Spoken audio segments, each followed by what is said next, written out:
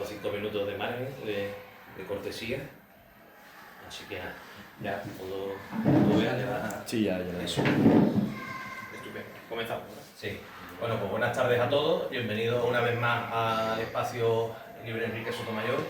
Un espacio de cultura, de formación, de intercambio libre de ideas. Hoy, en este ciclo de conferencias de este curso, pues hemos querido tratar un tema más de actualidad, de geopolítica, de una realidad tan a la vez cercana, pero lejana, porque muchas veces lo que nos llega sobre estos países, de los medios de comunicación, pues está tergiversado, manipulado, muchos intereses en esta región, es una región histórica de primer orden, eso quiere decir que aquí empieza la historia de la humanidad. Entonces, pues para ello hoy pues, hemos tenido bien de contar con Roberto, que ha tenido bien desplazarse desde Córdoba para estar con nosotros aquí esta tarde y compartir su experiencia a lo largo y ancho de esta región. Ha realizado muchísimos viajes, si no recuerdo mal, en el Líbano, en Irak, en Afganistán y seguro que en alguno más de la zona. Simplemente por dar algunas notas biográficas de Roberto, pero que nos caiga un poco mejor, Roberto es traductor e intérprete de árabe, tiene también una faceta literaria muy precoz, que creo que con 6 años ganó su primer concurso y ha seguido ganando certámenes literarios a lo largo de su vida y a los 16 años pues, escribió su primer libro, Quijote sin tiempo ni edad. Sí. Además de ello, pues es un políglota nato, habla un montón de idiomas, los principales idiomas internacionales y también algunos de los que se hablan en estas regiones, como puede ser el persa o el hebreo. Como he dicho antes, pues Roberto es un viajero infatigable, está siempre cada año visitando distintas partes del mundo y ello pues, le ha dotado de una gran cultura, de muchísimo conocimiento de estas diferentes sociedades humanas y pues todo ello le ha llevado a que él pues, se dedica a dar estas conferencias, entre otras cosas, a dar a conocer, tiene también un podcast, tiene un canal de YouTube y pues yo tuve la suerte de conocerlo en Córdoba hace unos meses, cuando en la asociación hermana nuestra, El Paso al Frente, él pronunció una conferencia específicamente centrada sobre el país de Irak, que la verdad me encantó, o sea, fue súper amena, muy interesante y además con una gran capacidad comunicativa que me dejó asombrado para la edad que tiene. Por lo cual pues dijimos, bueno, lo tenemos que traer a Sevilla sí o sí. Hasta que hoy, pues, 24 de octubre, día de San Rafael, festivo en Córdoba, pues ha tenido bien estar con nosotros. Sin más dilación, para dejarle ya que él hable, que es el que tiene que hablar, daros las gracias por estar aquí hoy aquí con nosotros, darle las gracias a Roberto por estar aquí también. Simplemente un par de avisos que me han dicho que os lo diga. La semana que viene, el viernes, hay una asamblea en La Boaira para comentar cosas del curso y demás. Y también el día 7 de noviembre, como sabéis, pues hay un acto importante de homenaje a los caídos que se hará en San Vicente. Esto como pequeña cuña publicitaria. Y ya sin más, muchas gracias Roberto y cuando quieras. Muchas gracias, primero a Miguel, primero por invitarme, por tener a bien verme aquí hoy, gracias a los presentes, gracias a la asociación, gracias a todas las circunstancias que han dado que hoy esté yo aquí. El tema que les traigo, como hemos comentado, es el mundo árabe e islámico y vamos a ver por qué son dos cosas diferentes, ¿no? Porque además España también tiene mucha tradición histórica con el tema del moro, qué es el moro, qué es el árabe, qué es el musulmán, son cosas en principio totalmente diferentes. Vamos a ver algunos países árabes y vamos a ver algunos países islámicos que no son árabes. Ahora veremos la diferencia de todo eso. Las banderas que les traigo aquí son los países que yo he visitado hasta la fecha, islámicos o árabes, ¿de acuerdo? Este verano he estado visitando bastantes países en Asia, entre ellos he estado en Afganistán por segunda vez, he estado el día de la fiesta nacional que han instaurado los talibanes, por lo tanto es un país, este en concreto Afganistán, que le tengo mucho cariño y al cual he vuelto recurrentemente y el cual conozco bastante bien, así que voy a intentar transmitirles un poco de esa pasión que tengo por estos países. Vamos a viajar por Asia Central, vamos a viajar también por el levante mediterráneo, es decir, por el área de Siria, Jordania, todo el mundo casi iraquí, aquí ya no es levante mediterráneo, pero bueno, ustedes me entienden, esa zona Shami, que es como se llama en árabe, y vamos a viajar por último hacia el Golfo. Los países pequeños del Golfo, que muchos de ellos son prácticamente islas, Bahrein por ejemplo es una isla, viajaremos también a los Emiratos Árabes, vamos a estar en Qatar, vamos a estar en Kuwait. Y sin más dilación, vamos a viajar al primer país. ¿Cómo he planteado yo esta conferencia? Vamos a tratar geopolítica, vamos a tratar la situación de los países en el escenario internacional, y vamos a tratar también la actualidad.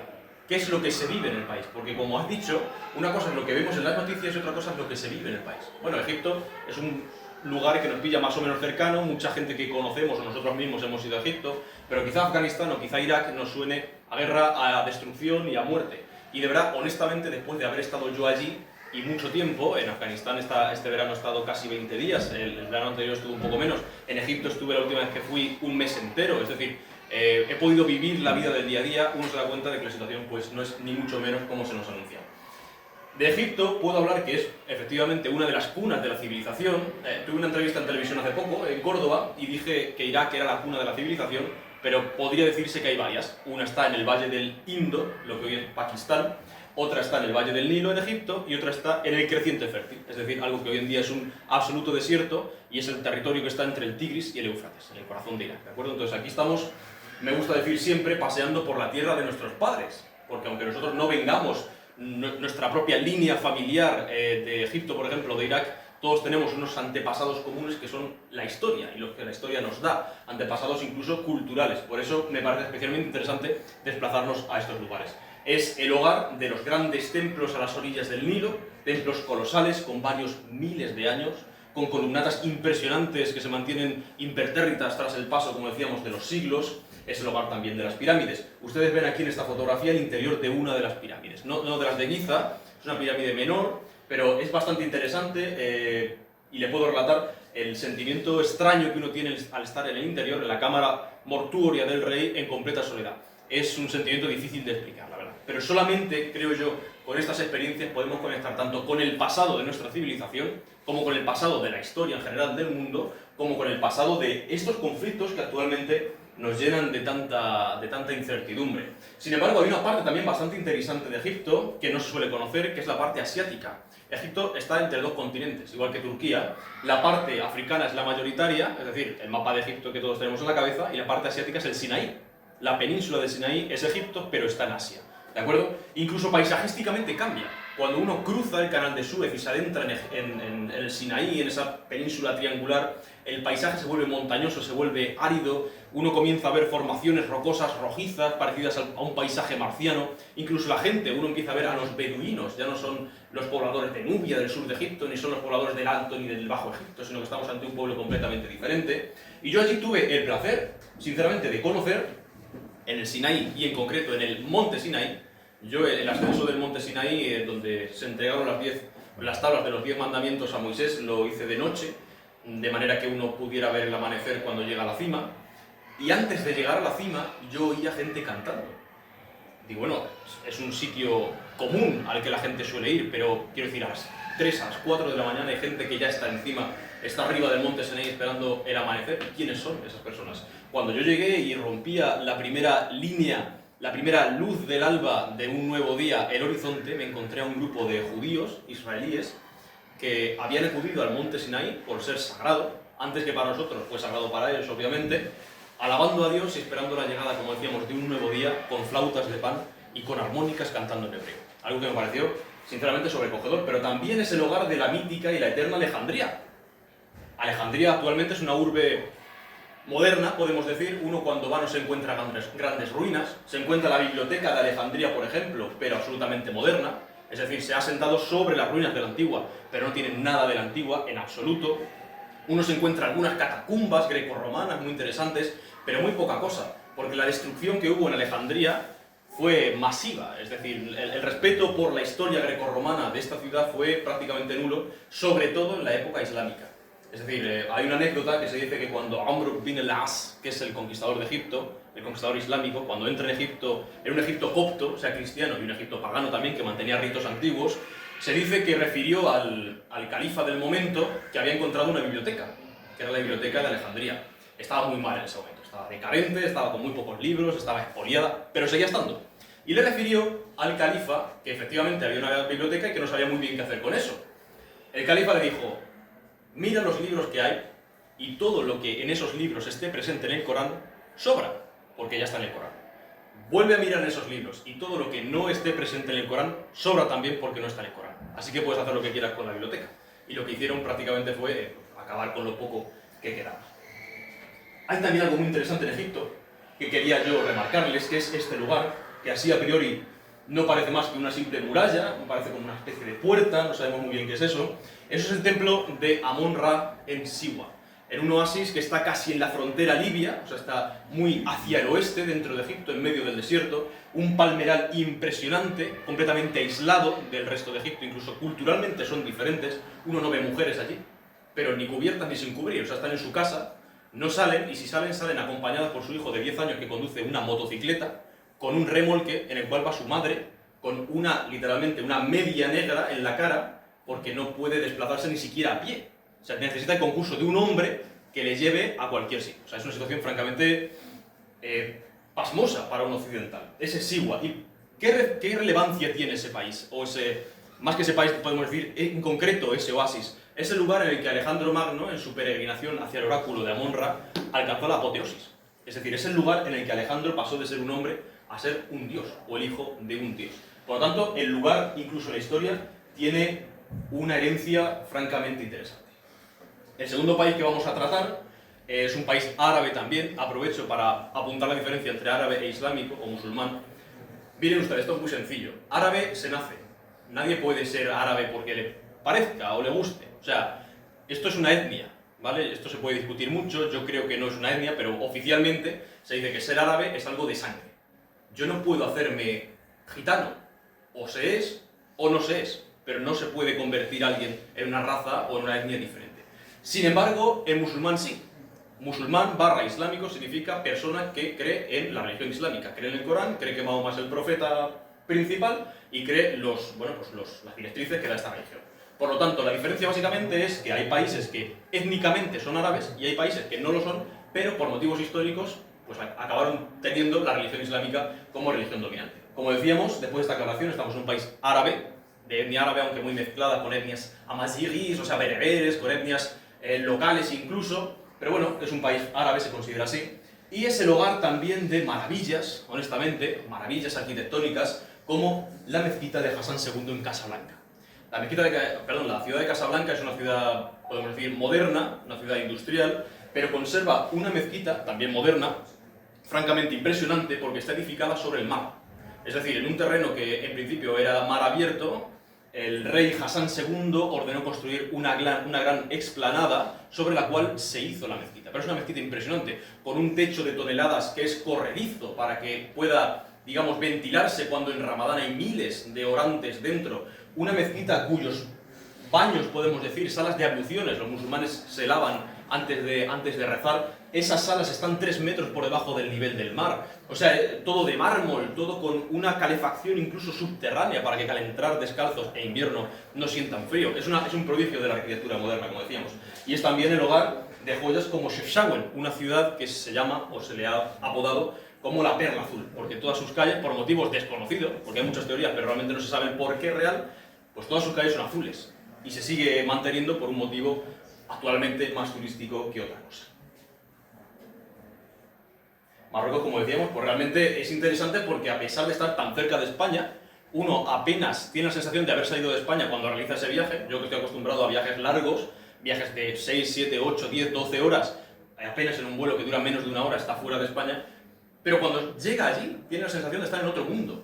O sea, apenas 14 kilómetros desde Cádiz hasta Tánger es la frontera de un mundo, honestamente, culturalmente, religiosamente y en todo. El primer contacto que yo tuve con Tánger fue de noche, porque llegamos de noche, y fue francamente chocante. Yo ya había estado en muchos países árabes, pero fue muy chocante. La mendicidad es extrema, algunas horas y en algunas zonas.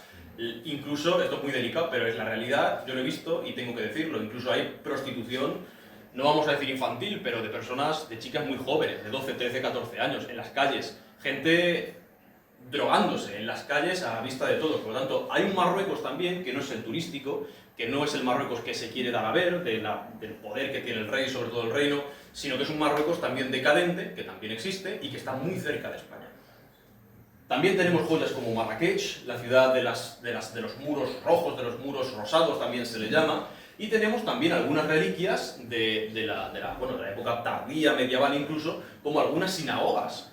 Hoy en día una sinagoga en un país árabe es rara avis, pero en ciertos momentos de la historia las sociedades árabes convivían con las judías en relativa paz, y especialmente Marruecos, sobre todo después de la expulsión de moros y de judíos desde España. Túnez está, si avanzamos por ese norte de África, está más hacia el oriente, pero volvemos a cruzar la frontera de un mundo. Túnez con respecto a Marruecos es muy diferente, ¿de acuerdo? Túnez podemos decir que es el país más moderno, más avanzado, más progresista dentro del mundo árabe, dentro de lo que eso puede ser el mundo árabe, entiéndanme, de todo el norte de África y de todo el, podemos decir, el crisol de culturas y de mundos que es el ser árabe. Vemos una libertad mayor en el tema de la mujer, en el tema incluso del vestido. Yo he visto chicas en el tren de Túnez que podrían ser chicas españolas perfectamente, occidentales en cuanto a la ropa. Incluso en las interacciones se les ve personas mucho más cultivadas en muchos aspectos, mucho más educadas que otros países, porque realmente uno tiene que hacerse duro y uno tiene que aprender a sobrevivir, porque si no se lo comen. Es así, realmente cuando uno visita, por ejemplo, Egipto, que es un país que le tengo mucho cariño, o Marruecos, que es un país que también le tengo mucho cariño, tiene que hacerse de acero, porque si no se lo come. Pero vamos, pero no se crean ustedes que hay situaciones extremas, sino cuando se baja o cuando sale del aeropuerto y habla con el primer taxista. O sea, uno tiene que hacerse verdaderamente recio en estos países. Las vistas e incluso la gastronomía de Túnez, la situación, como les digo, lo convierte en un enclave absolutamente único. Pero es que no solamente eso, sino los restos arqueológicos que tiene. Por si alguien no se acordaba, lo que hoy en día es Túnez es en sí la ciudad y el campo, podemos decir, de influencia de la antigua Cartago. Ustedes han visto aquí una fotografía, que no he dicho, pero bueno, ustedes me ven aquí en lo que hoy en día queda de las ruinas de Cartago, que como decimos, fue absolutamente arrasada y destruida en época romana, ya en la antigüedad, y lo único que queda son una suerte de pilares que uno no entiende muy bien por qué está. Quiero decir, no quedan unas ruinas claras, sino que quedan prácticamente escombros, y es precisamente por eso, porque se destruyó aposta, adrede. No ha sido solo el tiempo el que ha acabado destruyéndola. Y como decíamos, hay joyas arqueológicas como un anfiteatro romano. Esta foto no está tomada en Roma, está tomada en el Gem, que es una ciudad desértica, muy calurosa, podemos decir, la zona más sureña de Túnez, y que conserva, como decíamos, un anfiteatro muy bien conservado, valga la redundancia, romano, de época romana, en el cual se han filmado incluso películas, porque cuando uno camina por el interior de los pasillos y de los túneles se siente verdaderamente un viajero del tiempo. No sé si sigue así actualmente, pero cuando yo estuve y entraba uno a la arena, simplemente con bajar una escalinata de 8 o 10 peldaños, entraba en la cámara en la que los gladiadores y las bestias estaban, podemos decir, encerradas antes de subir a la arena. Y está prácticamente como en aquella época, quiero decir, no está modificado por el turismo, lo cual lo hace, sinceramente, pues un lugar muy interesante. Turquía ya no es un país árabe, ¿vale? Si se dan cuenta, estoy avanzando por el norte de África y ahora acabo de saltar todo el Oriente Próximo hacia la frontera de Europa y Asia, por ese lado que es Turquía, ¿de acuerdo? Además, estoy siguiendo también el orden que yo llevé en la visita de estos países. Turquía es un crisol de mundos. Cuando uno visita la Turquía europea, que es lo que la gente suele visitar, es decir, he estado en Estambul, pero además de en Estambul, en la parte europea. Se lo explico rápidamente. Turquía, lo que era Anatolia antiguamente, o sea, es decir, la forma en la cabeza, tiene un 3%, o sea, nada, pero un poquito de suelo europeo, que es más o menos la mitad de la ciudad de Estambul, ¿de acuerdo? Todo el resto es Asia. Incluso la otra mitad de Estambul es Asia. De manera que cuando uno toma un ferry, como yo estaba haciendo aquí, para cruzar de Europa a Asia, en cuestión de 15 minutos, se encuentra un mundo completamente diferente. Es decir, a pesar de ser la misma ciudad, la parte europea es mucho más bulliciosa, internacional, uno ve extranjeros, y al cruzar a Asia, a pesar de ser la misma ciudad, ve un clima y ve un ambiente muchísimo más familiar, más religioso incluso, y mucho más cerrado en algunos aspectos. Por lo tanto, es una ciudad de mundos, es una ciudad absolutamente cosmopolita. Y en cuanto a la historia, que yo soy un apasionado de la historia, también puede visitar uno las ruinas de Troya.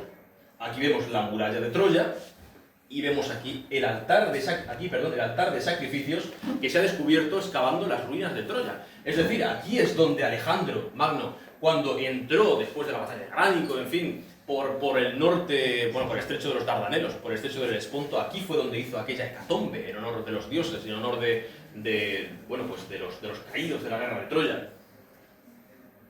De manera que cuando uno, como les decía, viaja de Europa a Asia y de Asia a Europa, como si estuviera viajando entre mundos en un barco, lo que se encuentra en la caída del sol es esta maravilla.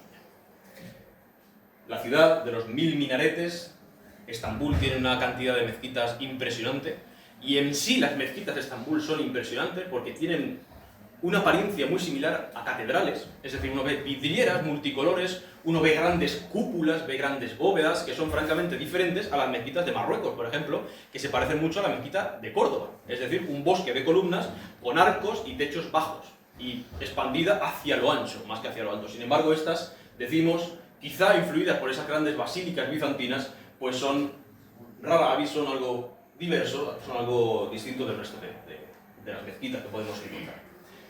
Vamos a volver hacia atrás, es decir, hemos saltado todo el Oriente Próximo para ir a Turquía, y ahora vamos a volver hacia el sur, un poquito hacia el sur y hacia el este, hacia el sureste, para visitar la antigua Mesopotamia, para visitar Irak. Yo estuve en Irak hace relativamente poco tiempo, en enero del 2024, o sea, va a hacer 2 años dentro de poco, pero ni siquiera lo hace. Por lo tanto, la situación actual de Irak es la misma que cuando yo lo visité. No sé si creen ustedes que yo lo visité en un momento de paz absoluta y ahora lo que existe es lo que se nos cuenta en los telediarios. Para nada.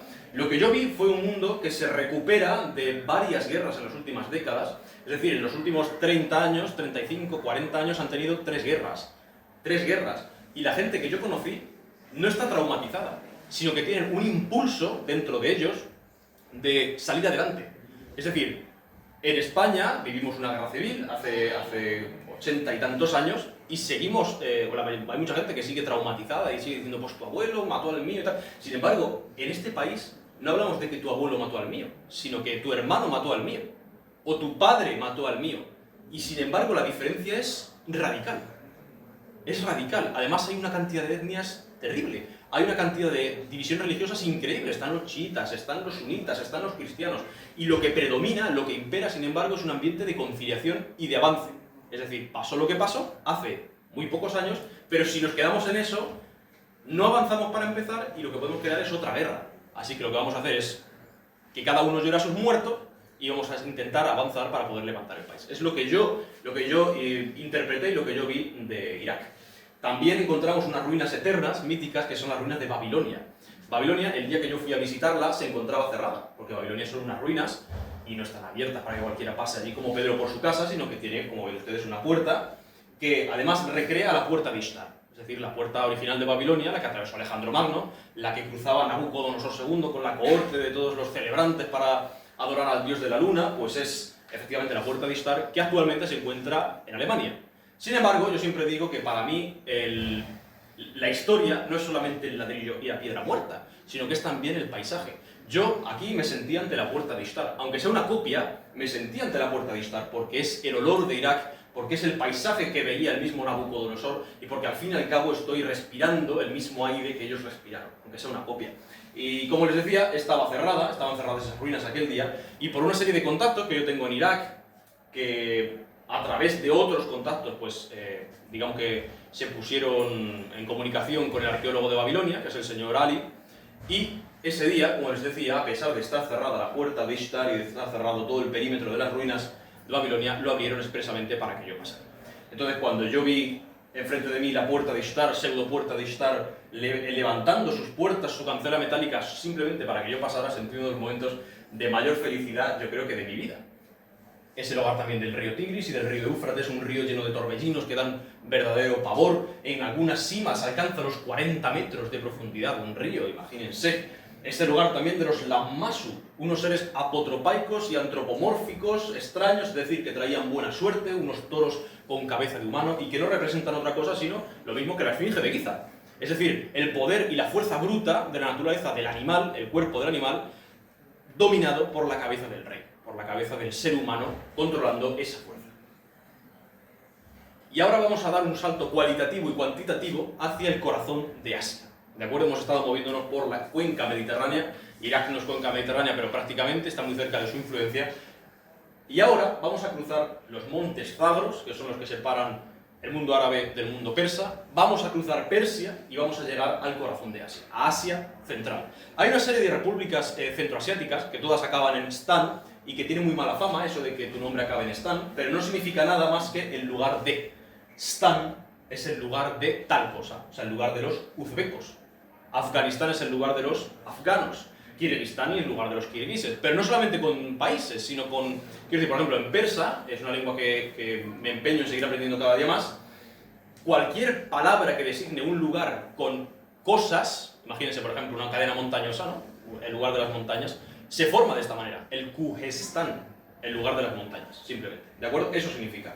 Uzbekistán ya que ni siquiera es árabe, o sea, es islámico porque el Islam invadió buena parte del mundo cuando surgió y poco después, pero tiene influencia obviamente de la arquitectura islámica, pero no son árabes. Aquí yo descubrí unas mezquitas impresionantes, unas mezquitas como yo nunca había visto, con unos porches porticados, con columnas timúridas, a las cuales uno puede entrar calzado, lo cual es sorprendente porque a la mezquita se entra siempre descalzo. Yo cuando me quité los zapatos y vi a todo el mundo entrando a la mezquita con zapatos, dije, no sé qué está pasando, pero voy a imitarlos. Y efectivamente es que ellos, sobre todo en verano, para no agobiarse con el calor del interior del edificio, habilitan una sala de oración externa en la que el único lugar prohibido para pisar con zapatos es el que rodea la qibla, es decir, es el que rodea al punto que apunta, valga la redundancia, a la Meca.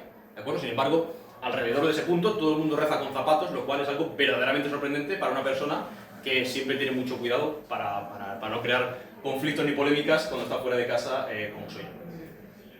El hogar de Samarcanda, quiero decir, de Samarcanda, la joya azul de Asia Central, por la cual pasó Alejandro, la antigua Maracanda, la joya, yo creo que es uno de los lugares más hermosos de Asia Central, pero hay otras muchas ciudades de la ruta de la seda, es decir, de aquel camino mítico que partiendo de China llevaba la seda, no solamente la seda, sino bueno, metales preciosos, las especias, una serie de mercancías raras y valiosas desde la misma China hasta las costas de Italia. Digamos que es un lugar grabado a fuego en la historia. Tenemos otras ciudades, como decía, como Bujará, por ejemplo, también muy importante, Ojiva, con aquellos minaretes redondeados, cilíndricos, con cerámica vidriada, que reflejan la luz del sol de Asia Central y que verdaderamente son impresionantes. El hogar también del desierto del Kizilkum, que significa, en estos idiomas túrquicos de Asia Central, las arenas rojas. Porque efectivamente, cuando uno está avanzando por el corazón de ese desierto en un tren eterno que dura el viaje pues entre una ciudad y otra 15, 20 horas, lo único que contempla, quizá aquí no se aprecie tan bien, pero en vivo se aprecia solamente una sucesión infinita de dunas y de arenas rojas en las cuales lo único que se puede apreciar son matorrales asados por el sol. Es un mundo hostil y es un mundo también hermoso. Veíamos estos iguanes y estos pistak, es decir, a ustedes les llamará la atención esa especie de fachada enorme, no sabemos muy bien lo que hay detrás, normalmente lo que hay detrás o es una mezquita o es una madrasa. Una mezquita es el templo de los musulmanes y una madrasa es el lugar en el que se estudia la religión de los musulmanes. Los mismos musulmanes estudian en las madrasas. Madrasa, palabra árabe, significa escuela, ¿de acuerdo?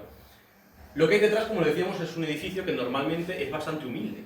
Es decir, el objetivo de estas construcciones es impresionar a la persona que llega. Pero realmente la construcción interior no llama tanto la atención. Y como les decía, el pishtak y el iguán es lo que conforma todo este cuadrado impresionante. El pishtak es la fachada monumental y el iguán es la abertura que tenemos dentro, que se usaba normalmente por parte de los estudiantes para sentarse en las tardes calurosas de verano y aprender en un lugar que fuera algo más fresco, situado a la sombra, en medio de un paisaje, como decimos, prácticamente desértico. Es también un lugar en el que los héroes del pasado y los reyes del pasado son casi adorados. Vemos a Tamerlán, al príncipe Timur, en estatuas colosales por todo lo largo de Uzbekistán, porque una vez que la Unión Soviética cayó, todos esos reyes locales, esos héroes de cada patria se reivindicaron, porque al fin y al cabo lo que hizo la Unión Soviética después de conquistarlos fue aplacar a todas esas figuras locales para que todos fueran más o menos homogéneos, de manera que cuando cae la opresión extranjera lo que hacen es recuperar todas esas figuras, como Tamerlán en Uzbekistán o Manas en Kirguistán. Tenemos muchísimas estampas de Asia Central y de Uzbekistán. Precisamente esta es una de las que más me gustan y es la mismísima tumba de Tamerlán. Aquí, en este sepulcro que ustedes ven negro, que es el más humilde de todos, está enterrado el hombre que construyó uno de los imperios mayores de la historia de la humanidad, rodeado por todos sus familiares, por su hijo que murió antes que él y por una pértiga, que aquí no se aprecia bien, pero bueno, confíen en mí, que estuve allí. Hay una pértiga que en lo alto tiene la crin y la cola de un caballo, lo cual es sorprendente porque es un rito, o podemos decir que es una costumbre mongola, es decir, de Asia Central y de los pueblos mongólicos. Como en la tumba de un hombre musulmán, que, digamos, los musulmanes están especialmente empeñados en rechazar todo lo que no tiene que ver con su religión, hay un rasgo de la cultura y de la religión anterior, politeísta, animista, es algo verdaderamente interesante. Asia Central, yo creo, como decía una vez en una entrevista que me hicieron, es el espejo en el que el mundo árabe e islámico debería mirarse, porque tiene un sincretismo interesante, es decir, acepta el Islam sin rechazar su herencia cultural anterior, porque es un lugar en el que la mujer tiene unos derechos, y honestamente yo tuve la sensación, iguales al hombre, porque es un mundo en el que no existe fanatismo ni terrorismo. Bueno, existe, pero es algo francamente aislado. Es un mundo en el que la gente puede divertirse y en el que la gente puede hacer lo que quiera sin presión social, ni religiosa, ni de ningún otro. Todos estos países, como decíamos, que acaban en Están, pues bueno, Uzbekistán en lugar de los uzbecos, Tayikistán en lugar de los tayikos, ¿vale? Vamos a ir a otro país después, que es Kirguistán, como decíamos también, en lugar de los kirguises. Por Tayikistán, mi paso fue muy rápido y fue simplemente porque tenía que pasar de Uzbekistán a Afganistán, que es lo que vamos a ver después, ¿de acuerdo? Para pasar a Afganistán, como tiene un bloqueo internacional, no podía pasar volando. Hay vuelos, lo descubrí después, pero en principio yo no sabía que eso se podía hacer. Y además desde aquí no se pueden comprar, tienes que comprar allí, por lo tanto era un follón y decidí pasar en coche. Para atravesar desde Uzbekistán hasta Afganistán, tenía que atravesar efectivamente este país maravilloso, en el que los prados infinitamente verdes contrastan con esos montes cónicos de una serie de cordilleras montañosas que no tienen ni nombre. No tienen nombre. Son las montañas que separan un pueblo del otro, son las montañas de la zona tal, son las estribaciones de la cadena montañosa de los Himalayas o del Hindu Kush, pero ni siquiera nadie se ha preocupado en otorgarles un nombre. Y efectivamente, cuando yo atravesé todo ese país y llegó la noche, me planté en este puente. Esta es la frontera oficial entre Tayikistán, que está donde ustedes están ahora mismo, y Afganistán, que es esta orilla. La frontera es natural, porque es en sí misma el río Amu Daria, que es el antiguo río Oxus, el que cruzó Alejandro, el que cruzaron tantos reyes del pasado, que es un río, repito siempre, que da miedo. O sea, el Guadalquivir, a su paso por Córdoba, que es más estrecho, podemos decir, que a su paso por Sevilla, pero bueno, en términos comparativos con estos ríos podemos decir que es más o menos igual, ¿de acuerdo? Imagínense ustedes el Guadalquivir multiplicado por 10 veces y se imaginarán la anchura del río Oxus en verano. Con unos remolinos y unos torbellinos efectivamente que asustaban. Cuando yo me asomé en medio de aquella noche de luna llena al cauce del río Oxus, vi remolinos efectivamente que eran enormes, que eran grandes como una plaza. Yo me imaginaba a los hombres, por ejemplo, de Alejandro cruzando este río. ¿Cómo esos ejércitos lograron cruzar a estos cauces que son verdaderamente pavorosos? Bueno, uno solamente es consciente de esas hazañas cuando se pone en el lugar.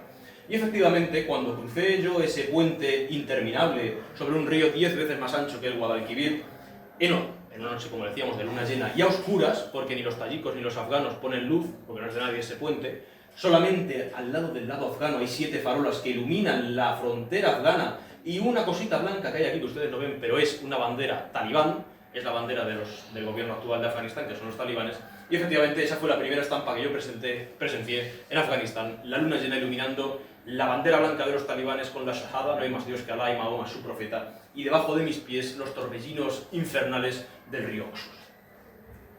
Cuando yo entré en Afganistán me encontré un puesto de control pequeño, tendría 4 o 5 talibanes, de manera que yo antes de entrar, o antes de avisarlos, como les digo, estaba avanzando en mitad de la noche, a oscuras, lo que hice fue pararme en la oscuridad con una pequeña maleta que yo, o sea, un equipaje nada, muy poco, y saludarlos en árabe. De manera que yo me detuve antes de empezar en la zona de farolas, para, como les digo, no asustarlos, sino crear momentos incómodos, y les dije, Bismillah, assalamu alaikum, que significa, en el nombre de Dios, la paz sea con vosotros. Es decir, vengo en son de paz, no sabéis quién soy de momento, ahora me presentaré y les diré quién soy, de dónde vengo, cómo me llamo, pero no vengo para asaltaros, ni vengo para saltar esta valla, ni vengo con ningún motivo extraño, ni me estoy escondiendo. Y efectivamente, primero me preguntaron quién era, de dónde venía, yo, pues como le digo, iba vestido de occidental en ese momento, tenía la cruz esta que me compré en Egipto y que va a todos sitios conmigo, me preguntaron, bueno, que de dónde había salido, ¿no? Había salido de repente, imagínense ustedes, pónganse la cabeza de los talibanes, que están en un puesto de control en una frontera perdida y aparece una persona de la oscuridad vestida de un ser que no es de este mundo, porque realmente eso es otro mundo, con una cruz y hablando en persa. Pues claro, yo no sé, una experiencia de tercer tipo, de estas de que personas que ven extraterrestres, pues sería parecida, yo creo. Y efectivamente conocí al señor Zabidullah. El señor Zabidullah es el responsable de, podemos decir, de extranjería en ese puesto fronterizo y que tras una serie de preguntas y tras una serie de investigaciones me selló el pasaporte y me dio la bienvenida oficial a Afganistán. Yo siempre llevo también en el equipaje cuando viajo una Biblia. No es una Biblia, es un evangelio, y es un evangelio que me regaló mi primer profesor de árabe, que es un converso, es un marroquí que se convirtió en cristianismo, y está en árabe y en francés, porque la compró por lo que se ve en Marruecos, ¿de acuerdo? Aunque la edición es libanesa. Y bueno, pues como cuando entras en Afganistán te registran todo. O sea, es más peligroso lo que entra que lo que sale del país. Entonces me miraron la maleta, prenda por prenda, vieron que no llevaba nada, me cachearon, miraron la maleta mayor también que llevaba, vieron que no había nada peligroso, y cuando miraron el interior de la mochila pequeña de espalda que yo llevo, vieron una serie de cosas y encontraron la Biblia.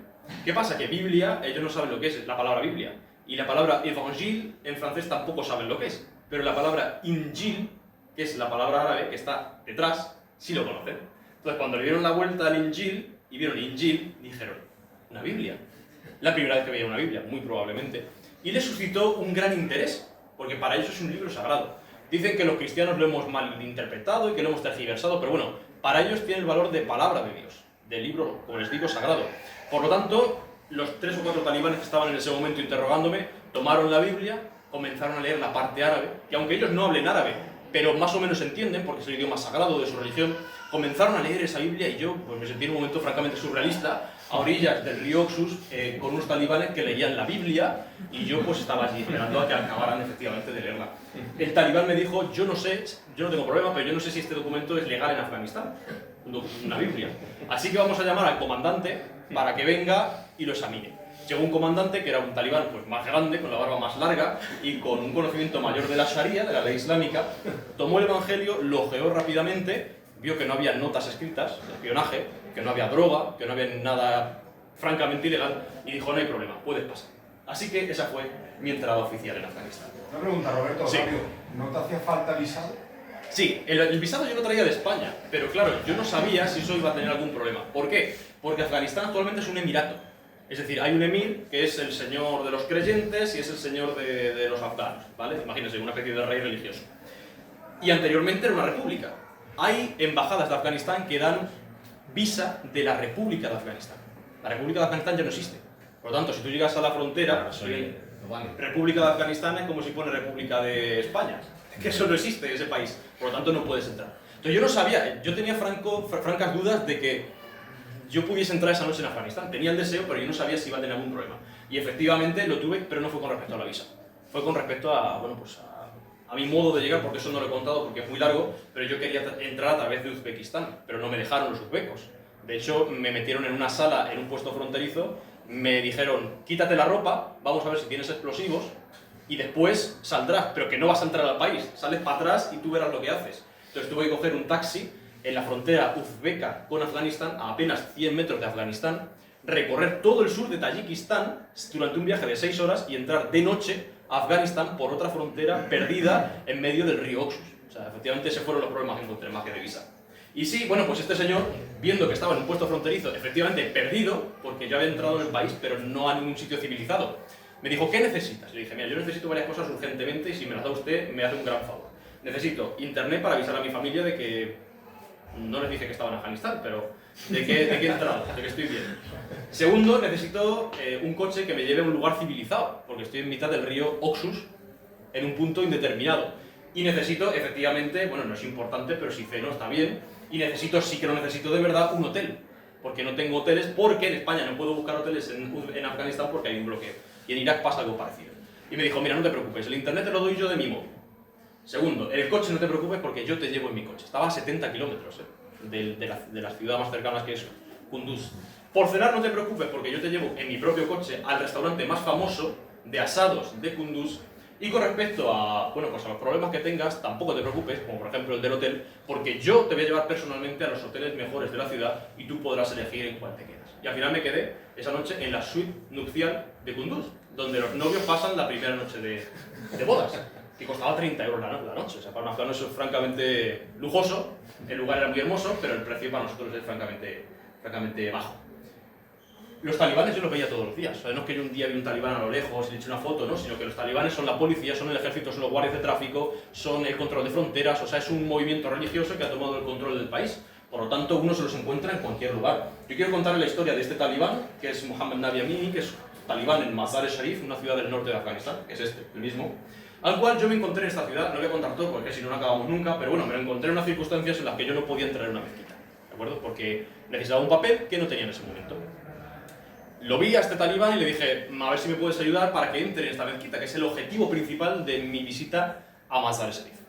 no te preocupes, yo voy contigo, y le digo a los mujahidines de la puerta, o sea, a los talibanes, aquí son terroristas, allí no, pero aquí le digo a los terroristas, entiéndanme, de la puerta, que les dejen pasar. Digo, bueno, pues véngase conmigo y lo hacemos.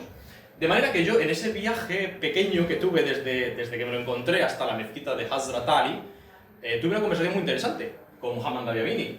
Él me dijo, ¿en Afganistán estás por qué?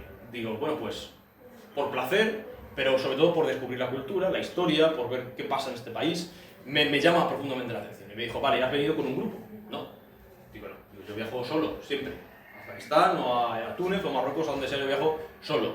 Y dice, bueno, solo tú, pero vienes con un traductor, ¿no? O con seguridad. Digo, no, que solo del todo. O sea, lo que ves es lo que hay, soy yo y ya está. Dice, ¿no necesitas traductor? Digo, estamos hablando. Digo, nos entendemos. Hablaba un árabe perfecto, porque era un hombre instruido, ¿de acuerdo? Como si alguien en el siglo XVII hablara latín. Es decir, es un hombre que ha estudiado. Y me dijo, bueno, pues bien, pero creo que es algo peligroso, ¿no? Dice, no por Afganistán, si en Afganistán no tenemos a los talibanes y actualmente es un remanso de paz, me dijo. Dice, sino porque, imagínate que te pones malo. Dice, imagínate que te entra una disentería, que te entra una diarrea, o que te pones simplemente enfermo y acabas en la cama de un hospital. ¿Quién hay aquí para cuidarte? O que cruzas la calle y te atropella un coche, que es francamente posible porque no existen los pasos de cebra ni los semáforos, entonces pueden pasar esa serie de cosas. Dice, ¿qué pasa? ¿Quién estaría aquí para cuidarte y para ayudarte? Y le dije, la taqlaq ya akhi, lianna Allahu huwa ma'i. Y en ese momento me dijo, lleva mucha razón. ¿Qué significa eso? Significa, no te preocupes, hermano, porque Dios está conmigo. Es decir, yo tengo la certeza de que Dios va conmigo en Afganistán o en Móstoles. O sea, de verdad no me parece más peligroso, per se, ir a Vitoria, por ejemplo, donde di unas conferencias hace unos meses, no, un mes prácticamente, que a Afganistán, o que a Marruecos, o que a Madrid. Porque tengo la certeza que Dios va conmigo, y si algo pasa es porque estaba ahí mi día, y ya está. Y me dijo, llevas efectivamente mucha razón. Dice, pero bueno, te puede pasar cualquier cosa. De todas maneras, me pareces alguien muy valiente, porque bueno, viajas y tal, tú solo, confías en Dios. Le dije, bueno, sí. Dice, no, pero valiente no por Afganistán. Dice, si es que Afganistán es un remanso de paz actualmente, porque lo tenemos los talibanes, como lo hablamos nosotros, ya no están los americanos. Dice, me parece muy valiente porque ha sido, por ejemplo, Irak, que es un país lleno de chiitas, que son gente odiosa y gente que adora unas imágenes. En fin, ellos de verdad se piensan que están en el país ideal, en el reino de Dios en la tierra. Por lo tanto, uno tiene que entender cuando habla con ellos esta serie de cosas. Estas son las imágenes que uno ve en Afganistán. La bandera de los talibanes ondeando en los parques públicos.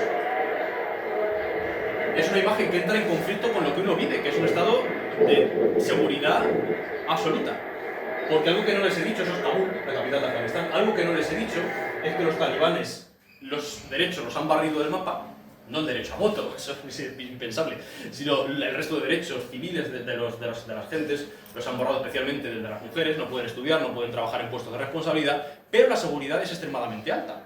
Es decir, hay un talibán en cada esquina con una K-47 y con un pasamontañas, mucho de ellos, de manera que a nadie se le va a ocurrir robarte la cartera o tocar a una mujer que pasa por allí, porque en ese momento, o sea, recibe, no voy a decir que le peguen 2 tiros, pero recibe una amonestación bastante severa, se pasa 2 o 3 días en el cuartel de los talibanes y después sale sin ganas de volver a hacerlo. Afganistán, como les digo, tiene también joyas timúridas, tiene joyas parecidas a las de Samarcanda, porque al fin y al cabo todo es el imperio timúrida. Esto es Mazar-e-Sharif. Ahora entenderán por qué yo quería entrar a esa mezquita. ¿Por qué me empeñaba en entrar? Porque es una de las maravillas más absolutas de todo Afganistán. Y hay una leyenda que dice que todas las palomas que viven en esa mezquita, es una mezquita chií, dicen que son blancas, y efectivamente son blancas, y dicen que si uno mañana suelta una paloma negra allí, al día siguiente se volverá blanca. Por influencia, digamos, mágica de un pariente de Mahoma que se dice que está enterrado allí. ¿De acuerdo? Hay muchas cosas de las que hablar de Afganistán, yo voy a pasar rápido porque si no, no nos daría tiempo. Tenemos la ciudad de Balj, que es la antigua Bactra, capital del imperio bactriano. Estamos hablando de antes de Cristo, ¿de acuerdo? De época incluso de Alejandro. Estas son las murallas que reconstruyó Alejandro en Balj. Dicen muchos historiadores que en el interior de esta ciudad donde Alejandro Magno se casó con Roxana. Otros dicen que fue en otro lugar, pero bueno, me parecería realmente interesante que fuera allí. Una ciudadela que no se ha excavado. Es decir, todo está ahí, está debajo. No se ve, pero está debajo. Yo cuando estuve en la ciudadela de Farah, que es la antigua Alejandría Proftasia, igualmente en Afganistán, los perros salvajes y los chacales del desierto entraban a la ciudadela, sin ningún tipo de vigilancia, y hacían agujeros en el suelo para buscar la sombra. De manera que cuando escarbaban el suelo de la ciudadela sacaban cerámicas. de épocas indeterminadas, porque hacían hoyos, removían los estratos más superficiales y sacaban cerámica policromada de época timúrida, con 300, 400, 500, 600 años, sacada por los perros. Y bueno, pues ustedes me ven aquí en la ciudadela de Balj, como les decía, y esta es la estampa principal que uno ve en Afganistán. Una familia afgana tradicional, el hombre con su shalwar kameez, como el que yo me compré para vivir y para pasar desapercibido, no porque me gustara, que sí, que es un traje verdaderamente cómodo, sino porque es indispensable en este país, para que no se queden mirándote como si fueras un extraterrestre. Lo compré el primer día, como les digo, la mujer con su burka, que lo usa solamente fuera, en la calle, y el niño con una especie de miniatura de su padre, con un shalwar kameez idéntico, pero más pequeñito. Esta es efectivamente la ciudadela de la ciudad de Balj. Esas murallas podemos decir, cuyos cimientos fortificó o reconstruyó Alejandro Magno en el siglo III a.C. y con unas vistas francamente impresionantes. Cuando se gira la cámara ustedes verán que el interior de la ciudadela está lleno o sea, es un terreno absolutamente abrupto, porque como les decía, todos los restos arqueológicos están en el interior. Ustedes verán, por ejemplo, que tenemos una especie de colinas, de pequeñas montañitas en el interior de la ciudadela, y eso son las ruinas de los palacios y de las casas de la civilización bactriana. Un grupo de talibanes con el que yo me encontré en esta ciudad, en Balj, y quería traerles esta imagen francamente inquietante de un maniquí femenino con una bolsa de basura en la cabeza. Los maniquíes masculinos y femeninos en Afganistán tienen bolsas de basura en la cabeza, tienen papel albal en la cabeza, para que no se aprecien los rasgos, porque crear solo Dios puede hacerlo. De manera que si usted está en una peluquería y ve la cabeza de un señor peinado, ¿no?, para vender su producto, va a encontrar que está absolutamente tapada por un grafiti negro, solamente la cabeza.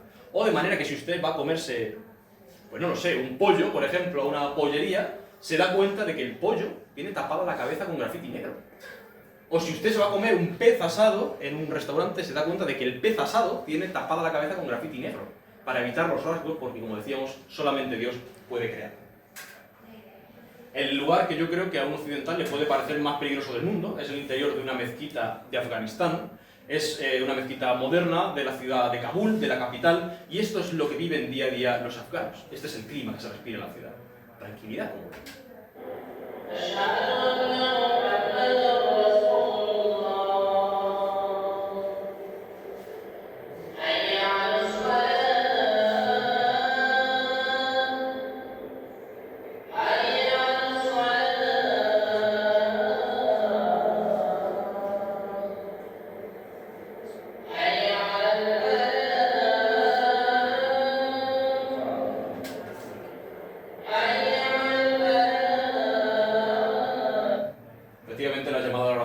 durante 5 veces al día, todos los días en Afganistán y en todos los países árabes. Yo tuve que cruzar la cordillera del Hindu Kush, que es un macizo montañoso que hay en Afganistán, que se llamaba antiguamente el Paropamisos, que lo cruzó Alejandro también para entrar en la fase posterior de su conquista de Persia. Yo lo crucé en 12 horas, o sea, unas montañas, por ejemplo, imagínense, cruzar de Peñaperros, por ejemplo, en 12 horas. Es verdad que es mucho más grande, pero no dejan de ser 200 kilómetros. Quiero decir, entre la ciudad en la que yo estaba y el destino había 200 kilómetros y tardé 12 horas en atravesar todos esos macizos montañosos que son, francamente, dan miedo, porque intimidan. Cuando uno mira esas montañas resecas, peladas, absolutamente yermas, y siente ese frío en pleno julio, de verdad siente que está en un lugar hostil, tanto en el clima como en lo que le rodea. Esos son los macizos montañosos del Hindu Kush, un mundo lleno de polvo que entraba en el coche, en el cual teníamos que subir las ventanillas a toda prisa para que no entrara ese polvo que era como polvo de talco y que se impregnaba en la ropa y uno se asfixiaba cuando lo respiraba. Los Budas de Bamiyan, yo creo que ustedes los conocerán o les sonará, son 2 estatuas monumentales de 50 y 30 metros que había en Afganistán hasta el año 2001. Tenían 1400 años y los talibanes, en ese afán, pues el mismo que le lleva a pintar la cara de un pollo no, de la foto de un pollo, de negro, para que no se le vean los rasgos, destruyeron porque consideraban un signo de idolatría, con dinamita. O sea, esto es todo a lo bruto, en el año 2001, en marzo. Para que vean ustedes el tamaño de estas estatuas, estos son personas, sentadas en el pie del Buda. De manera que actualmente, tras la destrucción, lo único que queda es el nicho absolutamente vacío y los restos casi, podríamos decir, mortuorios de los Budas. Este es el interior de los Budas.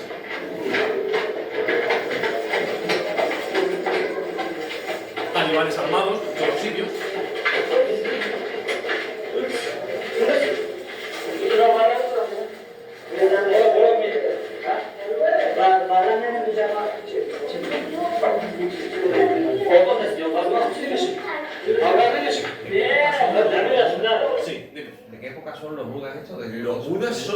alrededor del siglo IV, V, VI después de Cristo. Es decir, antes de que llegara el Islam, pero muy poco antes. De manera que ya estaban francamente decadentes cuando llegó el Islam. O sea, por el abandono, pero es que el Islam se empeñó en destrozarlos, en arrancarles los brazos, en cortarles el rostro, hasta que definitivamente los destruyeron. Kirguistán es otro país muy interesante también, me gusta llamarlo la patria de los caballos y de los yailus. Los yailus son estos prados infinitos eternamente verdes, los llaman ellos así, donde pastorean el ganado, que normalmente se compone de caballos, de ovejas y de ganado también bovino, y de, bueno, esas reatas que vemos de vacas, en esos prados infinitos. O sea, uno no se encuentra una valla, no se encuentra un muro, no se encuentra una propiedad privada, solamente las delimitadas por unas pequeñas piedras blancas que marcan dónde empieza mi casa y dónde acaba. Pero no dónde empieza la del vecino, porque no hay ningún vecino. Hasta los próximos 40, 50, 100 kilómetros. De manera que es un mundo sin agua potable, sin electricidad, obviamente sin internet, y durante los 3 días que yo pasé cabalgando por los montes del Tien Shan, que significa los montes celestiales o del paraíso, no tuve internet, no tuve electricidad y no tuve agua potable. Por lo tanto, creo que hay una foto después, dormía en estas yurtas, tiendas de campaña hechas de piel y de fieltro, y bebía de los ríos, que son ríos de montaña absolutamente puros, porque no hay tanta gente como para contaminar el río en todo el país. Y bebiendo algo francamente interesante y curioso, que es el kipis. El kipis es leche de yegua fermentada. Tan fermentada está que cuando uno la mete en un bote o en una botella y la compra por un precio ridículo, tiene que destaparla de vez en cuando porque si no explota, con la cantidad de gases que tiene. Y cuando uno lo bebe tiene que tener cuidado porque tal es la fermentación que lleva dentro el líquido que tiene alcohol. Cuando uno se puede emborrachar bebiendo leche de yegua, comprada obviamente sin ningún tipo de control sanitario. Esto aquí no existe. Uno va a la próxima tienda, que a mí me hizo gracia, me dijo el jinete, dice, vamos a ir a la próxima tienda, a caballo, obviamente, y yo me imaginé, pues no sé, algún tipo de pueblo, ¿no? Pero la tienda era, o sea, literalmente una tienda de campaña, en la que una chica vendía unos productos en medio del prado infinito. Una chica que era la hija del ganadero de los caballos, que en ese momento ordeñaba la yegua y te daba un cuenco recién ordeñado.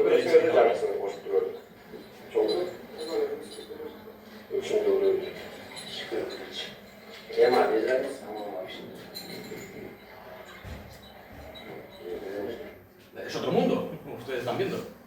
Estas son las escenas de Kirguistán que yo recuerdo y que creo que permanecerán en mi memoria por siempre.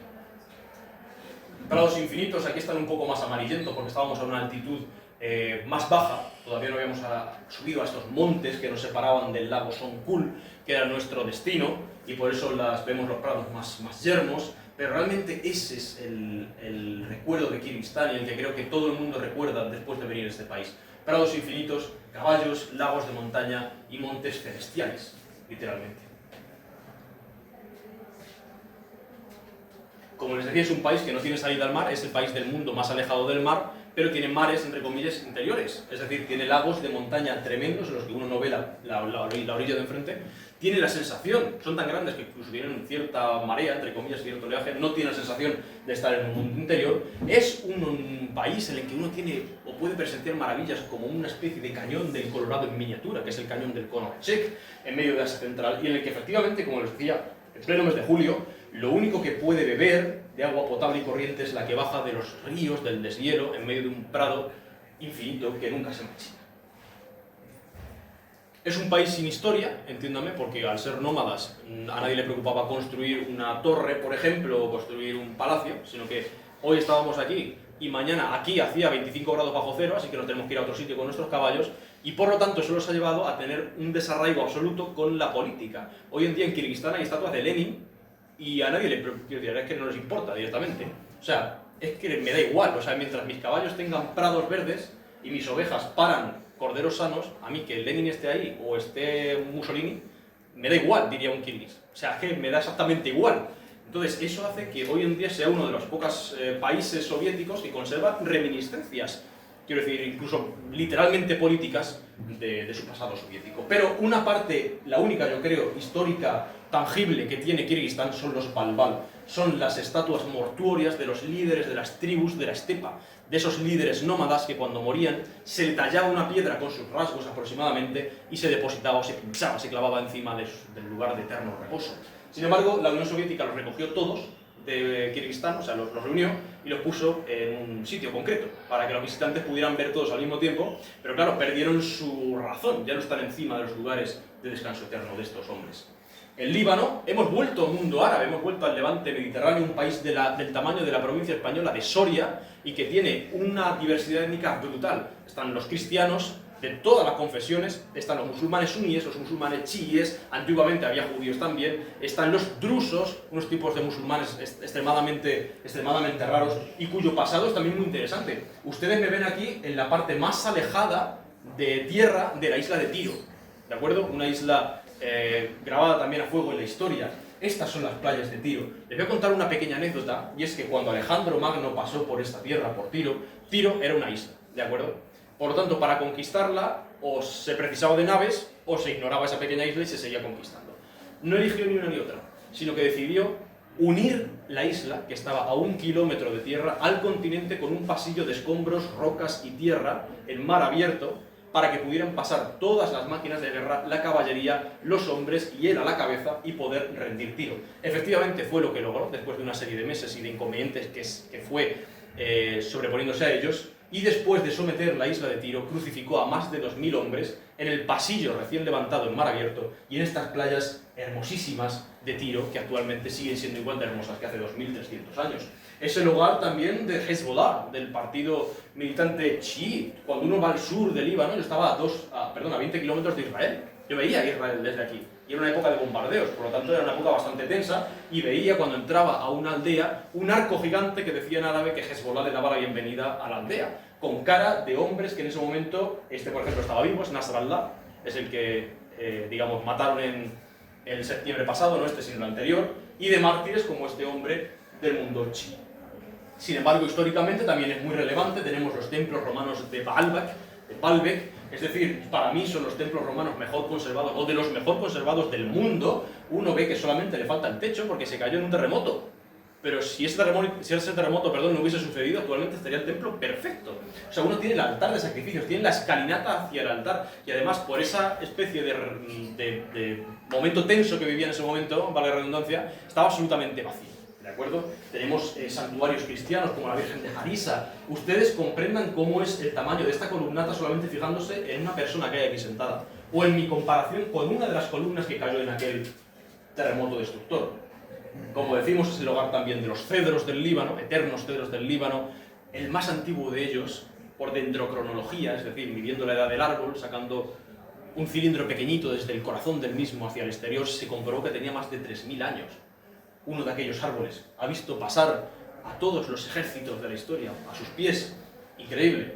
También tenemos un muro fenicio de contención de la marea. O sea, hay verdaderas joyas. Y si algo quiero yo destacar del Líbano es la comida. Es francamente variada, es francamente deliciosa y es una de las más destacables dentro del entorno, porque por la influencia francesa, la influencia árabe, la influencia de la comida musulmana y de la cristiana, tenemos una variedad absoluta, incluso de hasta carne cruda, sazonada obviamente, pero algo que es muy extraño en el mundo árabe, carne cruda, y que podemos comer y degustar en Líbano.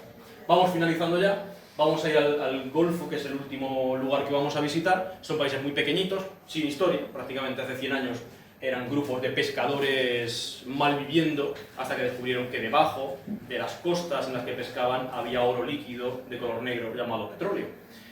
Qatar es un país muy pequeño, es casi una isla que está, digamos, en ese golfo que tanto se pelea la gente por el mar Pérsico o Arábigo. Bueno, se llama Golfo Pérsico, yo no tengo culpa, se llama así, aunque le moleste a los árabes, aunque en árabe se llama el Jalij al-Arabi, que es el Golfo Árabe, ¿de acuerdo? Bueno, tenemos ese problema siempre político casi.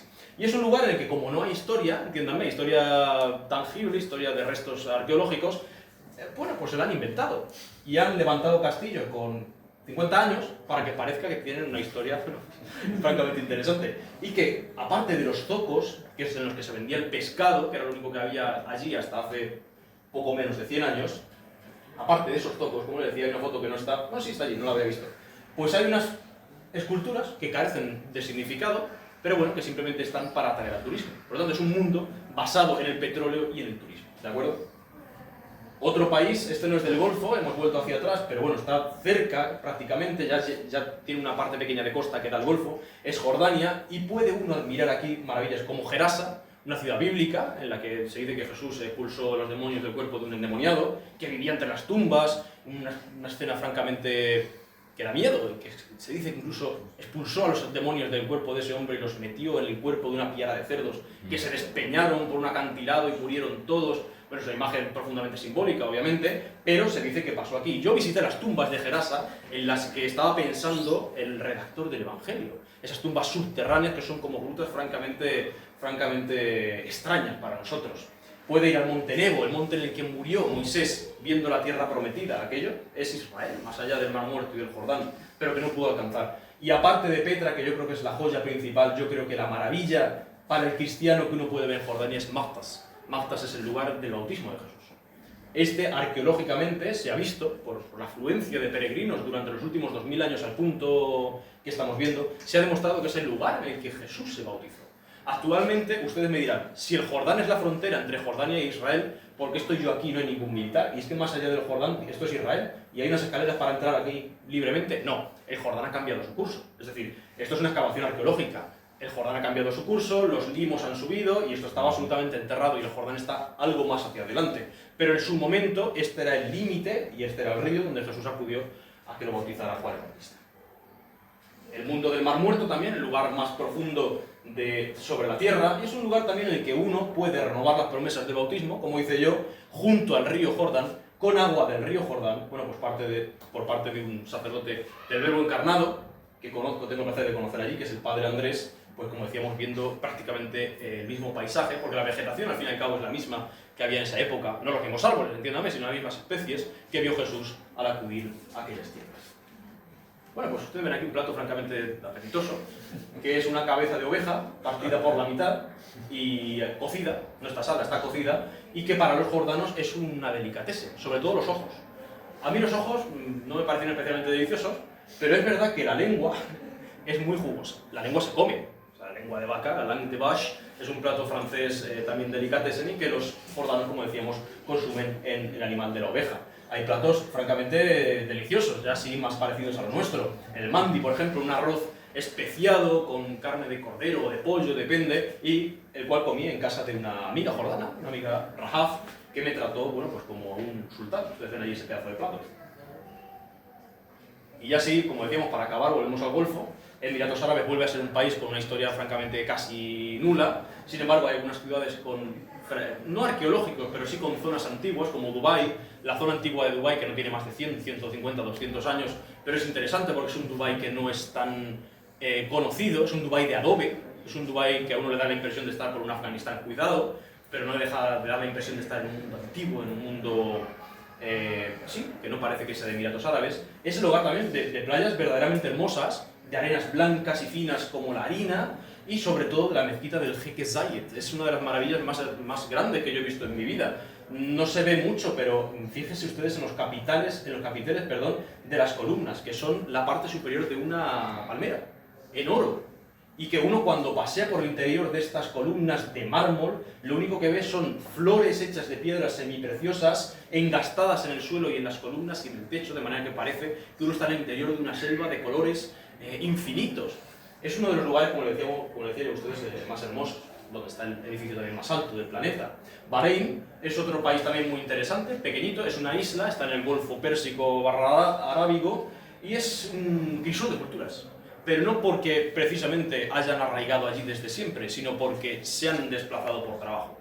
Hay muchísimos pakistaníes, hay muchísimos indios, hay muchísima, digamos, inmigración extranjera, incluso europea, por el tema del petróleo. Y es un lugar en el que yo visité por primera vez en mi vida un templo hinduista, en el cual los fieles del dios Krishna, en este caso, me invitaron a cenar. Pues bueno, participé en una de sus celebraciones y me invitaron posteriormente a cenar. Es un mundo también con muchos cristianos, como le decía, que han venido desde fuera con cristianos y con musulmanes suníes y chiíes. Con esta diapositiva acabamos. Es Kuwait, es un país también pequeño que está justo debajo de Irak y por motivos históricos pues está bastante enfrentado a Irak. No olvidemos que Saddam Hussein decidió invadirlo porque lo consideraba una parte integral de Irak. Efectivamente fue así en cierto momento de la historia y consideraba que los británicos habían inventado ese país para fastidiar a Irak, así que intentó recuperar lo suyo dentro de su concepción y bueno, pues eso llevó al inicio del fin de Saddam Hussein, ¿de acuerdo? Actualmente, sin embargo, se ha recuperado absolutamente de la guerra, es el país más caro del mundo, o sea, yo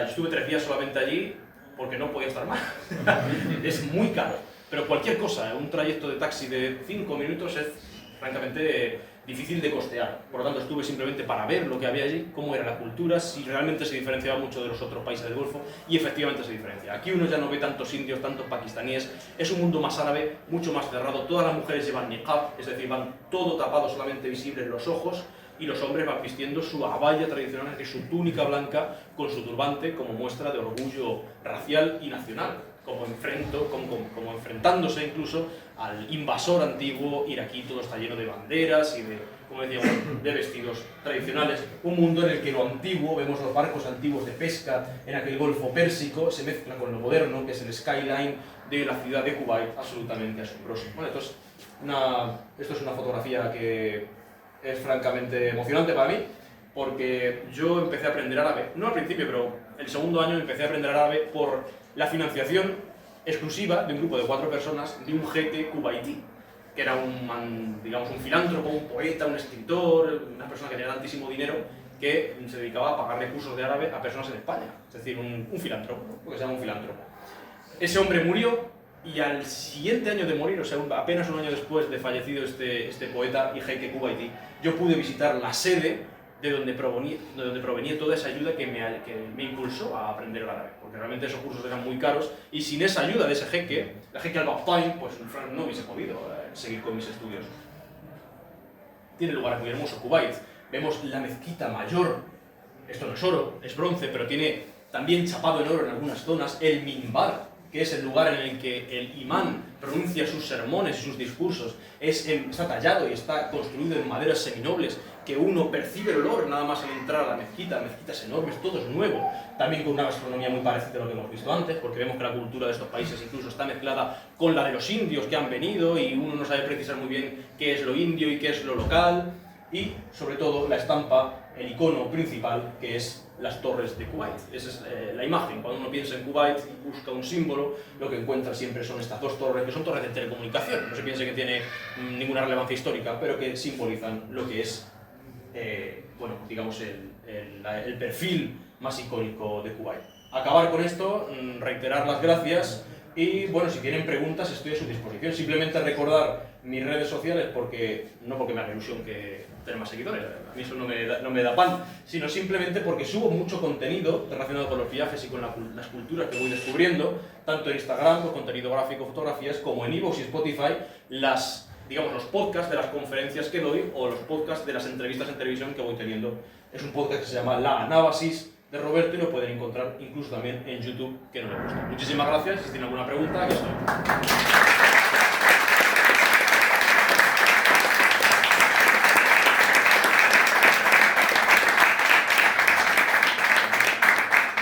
Sí. ¿Los cambios de divisa cómo lo hacía?